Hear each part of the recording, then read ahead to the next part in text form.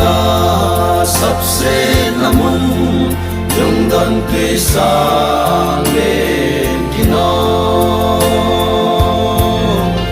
anh pi cả ngài cả hàng đam tu để hin huin Giêsu na gam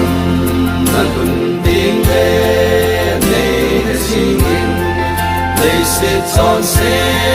ta sang ta lối ta đâu sâu khôi mà cài nun nè Giêsu na gam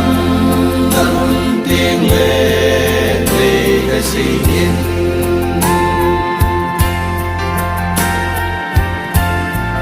Adam sung ni trong cha ahi hello ka in sa mule sit na mai pi sing moya him nei hu hin Giêsu na gam na kun ting le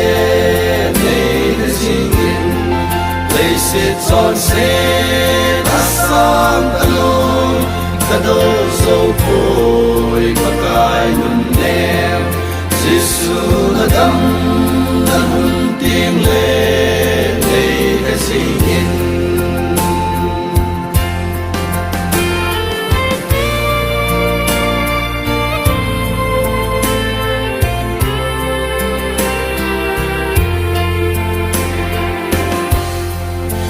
Tâm sung đi khổ man tim tan để hiểu sinh in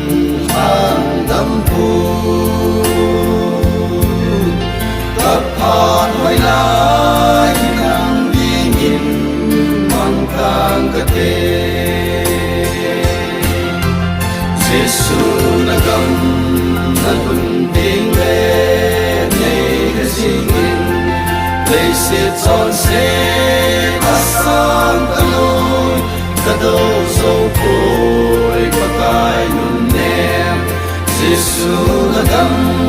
na hun tiếng lệ để ta xin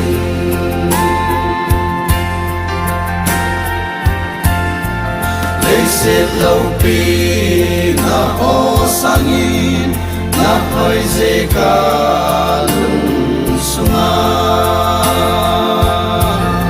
sắp sẽ là linh là khu dòng chu khu dòng là chân Giêsu na gam na kun tiếng về này đã xin lấy sẽ chọn sẽ ta sang ta lối ta đâu sâu khôi mà cài nun nè Giêsu na gam